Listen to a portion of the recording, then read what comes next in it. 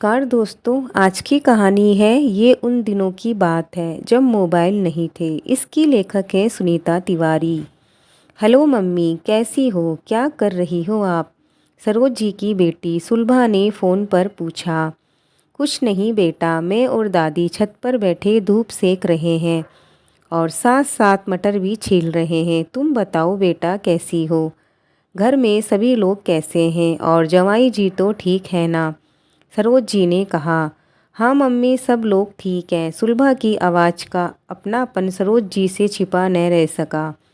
क्या बात है लाडो, तेरी आवाज़ में आज वो खनक नहीं है जो हमेशा होती है। किसी ने कुछ कहा है क्या?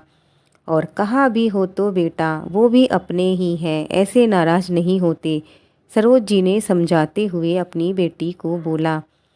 पहले तो सुलभा टालती रही। सरोज जी के ज़्यादा बोलने पर उसने बताया, मम्मी सार्थक और मेरी फिर से लड़ाई हो गई है। मैं हर बार सोचती हूँ कि गुस्सा नहीं करूँगी, लेकिन कमबख्त जाने क्यों टपक पड़ता है मेरे दिमाग में। इस बार तो 3-4 दिन हो गए मम्मी, हमारी बोलचाल बंद है। सुलभा रुआसे स्वर में बोली। बेटा ये तो बहुत गलत बात है। अभी मात्र 7 महीने हुए हैं तुम्हारी शादी को, और इतना झगड़ा। अगर वो नहीं बोल रहे हैं तो तुम ही आगे बढ़कर उन्हें मना लो।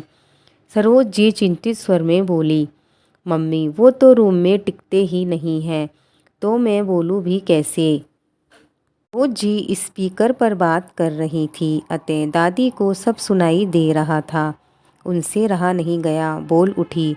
अरे बेटा, तो तू ही उसे चिट्ठी लिखकर अपने दिल का हाल बता दे और माफ़ी भी मांग ले, फिर देखना वो कैसे नहीं मानेंगे। चिट्ठी? ये क्या भला है दादी? सुलभा बोली। लव लेटर बिटिया, लव लेटर। दादी हंसते हुए बोली। वाह दादी, आप भी महान हो। ये लव लेटर कैसे लिखा जाता है? क्या आपने कभी लिखा है दादाजी को? सुलभा दादी की बात सुनकर लजाती हुई हंस पड़ी।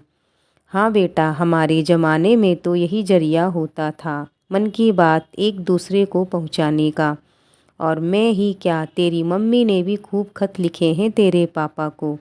दादी माँ ने राज खोला। सच में मम्मी, आपके ज़माने में फ़ोन भी नहीं थे क्या? सुलभा अपना दुखड़ा भूल दादी और मम्मी की बातों में रस लेने लगी। हाँ बेटा, ये उन दिनों की बात है जब मोबाइल फ़ोन नहीं होते थे। घरों में लैंडलाइन वाले फ़ोन होते थे, वो भी बस गिने चुने लोगों के यहाँ।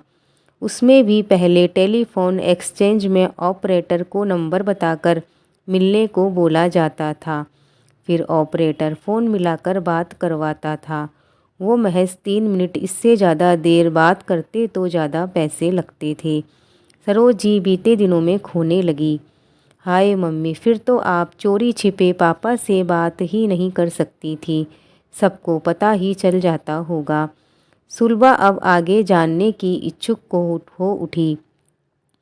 हाँ, तभी तो हम सब एक दूसरे को चिट्ठियाँ लिखते थे। धीरे धीरे एक्सचेंज ऑफिस वाला काम बंद हुआ। हम अपने आप नंबर डायल करने लगे। जब मैं तेरी नानी के घर जाती थी तब संडे को तेरे पापा से बात ही ना हो पाती, क्योंकि संडे उनका ऑफिस बंद रहता और दूसरे शहर में रहते थे। तब बस चिट्ठी का ही सहारा रहता था। चिट्ठी लिखकर भेजना, फिर उसके जवाब की प्रतीक्षा करना।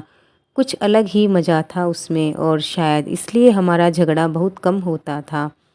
सिर्फ पापा को ही नहीं, तेरी नानी, मौसी, मामा, चाचा, ताऊ, दादी, दादी जी, सभी को चिट्ठियाँ लिखकर ही सारी बातें, सूचनाएं दी जाती थी। एक अलग ही मज़ा था इसका। सरोज जी ने सुलभा को बताया। फिर बड़े प्यार से चिट्ठी लिखने का तरीका भी समझा दिया। 2 दिनों बाद सुलभा की फिर से वही खनखनाती आवाज़ फ़ोन पर सुनाई दे रही थी सरोज जी को।